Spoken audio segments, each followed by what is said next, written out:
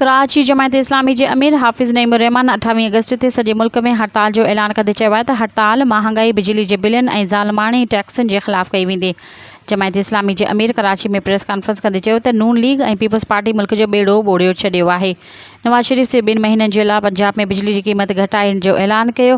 हुन चयो त जमायत इस्लामी जे धरणे जे दबाव जे नतीजे में हुक्मरान मजबूर थिया। बिजली जी क़ीमतुनि में घटिताई जो रिलीफ पूरे पाकिस्तान खे मिलणु घुरिजे। पंजाब में बिजली सस्ती थी सघे थी त सिंध में छो न। हुन त वफ़ाक़ जो निज़ाम कराची खां जमा थींदड़ टैक्स सां हलंदो आहे। पाकिस्तान में 50 सैकड़ो खां वधीक टैक्स कराची ॾिए थो। हिते बिजली जा पैसा छो घटि नथा थी सघनि। मज़ीद ख़बरनि ऐं तफ़सीलात लाइ विज़िट कयो असांजी वेबसाइट www.awamiNewsHD.com ऐं ॾिसंदा रहो अवामी न्यूज़ HD।